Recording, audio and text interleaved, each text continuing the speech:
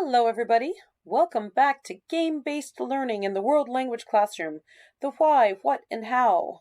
We're still on section 2 of my book, The What. I'm Madame Sensei. I teach Spanish, French, and Japanese to high schoolers out here in the beautiful Pacific Northwest, and we are finishing up our deep dive today on a really great video this is a reaction video, and if you want to discuss it with me, studio-nemo.com, Minecraft Education Ambassadors, or the Minecraft Teachers Lounge, or the Duolingo Educators Network.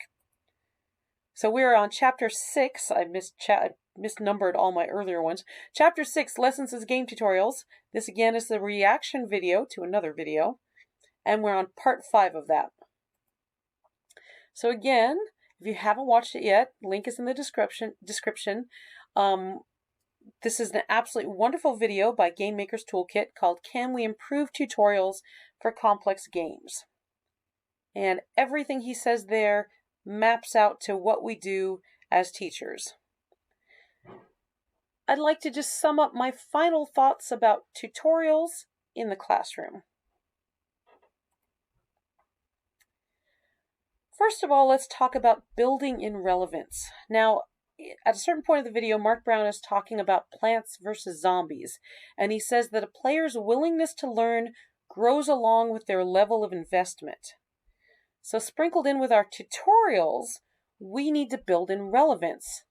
This includes all the metacognitive moves that we make, showing our students that yes, indeed, it is possible to learn another language, as well as deliberately including the actual words that our students sincerely want to learn. And the next question that I want to think about is, how do students find information when they need it? So Brown talks about how it needs to be easy for the player to rewind or replay specific bits of the tutorial.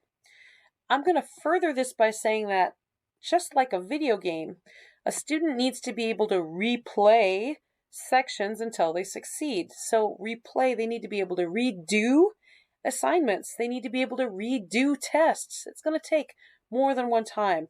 I offer infinite retakes, redos, absolutely no penalty on all my tests, quizzes, and assignments. And let me explain why.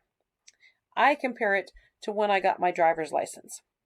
Now, I knew that parallel parking was going to be difficult, so I came to the DMV every Saturday for like a month, and I said, I'll bet this is where they're going to have me parallel park.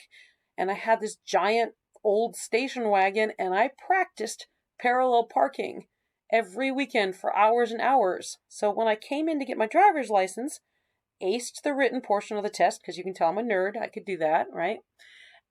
I parallel parked like a boss. The proctor was like, I have never seen anyone parallel park so well on their first attempt at a driver's license. That is wonderful. All right, let's go out on the road. So we went on the road, and guess what? I froze up when I went to make a left-hand turn. So the proctor said, okay, I'm not going to give you your driver's license right now. Practice a little more and come back next time. So I went home and I practiced more. Do I have 80% of a driver's license now? No. Does my driver's license say failure on it? No. Nobody knows until I tell them the story that it took me more than one time to get a driver's license. Okay, it's going to be the exact same way when you're learning anything. I see a direct parallel to video game theory here, where you simply keep replaying the level until you pass it. And I see a direct parallel to actually learning any skill whatsoever. So I never penalize my students for having to take more than one attempt to understand any concept and to internalize any concept. Mark Brown also says that a player needs an easy way to find information when they get stuck. Right here at 1834 in his video, he says, ultimately, if someone gets stuck, you don't want their only solution to be Google. This is one of my very favorite tattoo fails. This is Ariana Grande's hand. Okay, and she wanted, her album was 7 Rings, and so she had her tattoo artist Google Translate 7 rings, and they came up with this word shitidin, which is that, like, a barbecue grill is built up of 7 concentric rings, so this means barbecue. Okay, and then she hastily added, when people were laughing at her, she added the word finger to it. So now it says barbecue finger. Okay, it's just hysterical. So at any rate, Game Maker's Toolkit is speaking directly to me as a teacher here. No, we don't want our students to turn to Google or any machine translation. That's when our students are accidentally going to tell us that their father has 6 legs, or that they're literally the number 16, or that they did something nasty to grandma. So I think the part of the problem that drives students to Google Translate or ChatGPT or Bing Translate, whatever machine translate your district is pushing, the thing that drives the students isn't that they're lazy. All right, I really want to stress this. I have plenty of colleagues who think that's because the students are lazy. I put it to you that the students are not lazy, they're just overwhelmed.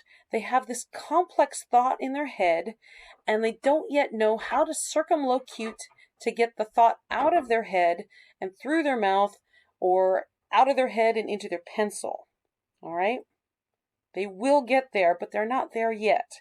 So the things I do to encourage my students, and no picture here, I'm just going to go through everything because I think it's really crucial that we as teachers aren't like bad-mouthing our students and saying, they're lazy. They're not lazy, okay? They're just overwhelmed.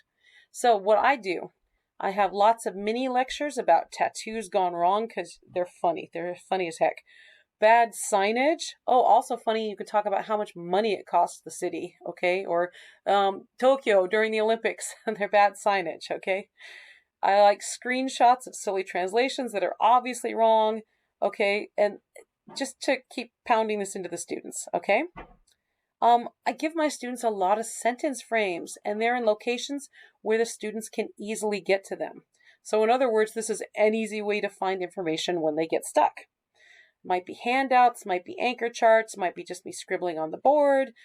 Students are only going to turn to machine translation if they think it's easier than what you're doing. I give them mini lessons on how to use a dictionary. I give them mini lessons on how to use an online dictionary and what my favorites are. Now, I know you think, oh, my students are high schoolers. They already know how to do this. No, they don't. Trust me, they do not. I keep everything pretty low stakes, and I give plenty of chances for redos and improving, as I just explained. Okay, so that students aren't so terribly afraid of getting a bad grade that they would rather cheat than take the chance.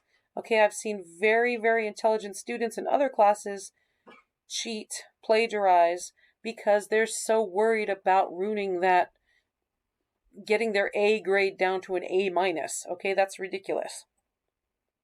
And I give a lot of metacognitive lessons. So the students learn why machine translation isn't the be-all, end-all. The students can learn how to select the right tool for the job. The students understand that it's going to take more than one try before they get it. Get them off that perfectionist kick. Make them not feel overwhelmed. This is all about lowering the affective filter. In a UDL kind of way, Universal Design for Learning, Brown also says that since people learn in different ways, good game will provide multiple avenues. Exactly. We don't want our students mindlessly parroting. Well, we do sometimes. There's a time and place for that, okay? But generally, after the concepts are introduced, we want the students applying the language creatively. A game is much more organic than a worksheet. And with the built-in differentiation, there's not only more than one way to win the game, there's also more than one way to play the game. There's more than one way to use language. There's more than one way to negotiate with the people at the table. There's more than one way to apply the rules. There's more than one path to success. So when I'm grading, I'm going to tell you right now that if my students are communicating successfully, that is far more important to me than if they're communicating grammatically. A student who's communicating successfully is more likely to be brave enough to circumlocute when they get into a sticky situation. And then getting to the metacognition in tutorials. The one final thing that Brown says that's very insightful is it's pretty easy to teach people how to do things, like press 4 buttons, but it's much harder to explain why to do them. That's at 14 minutes in the game. This is why all of our work as an educator happens up front before the students even walk into the room. We have to do the heavy lifting of figuring out all the puzzle pieces that go into delivering the information. And then we can sit in the middle of the room and enjoy watching our hard work pay off. In our next episode, Chapter 7, we are getting to the third part of my book, The How. And I'm going to start with how to use Uno to teach easy numbers and colors. Now, I've actually already made this video many years ago, so I'm just going to take that video and stick it in the playlist. So it'll look different because it was many years ago. Hope to see you there.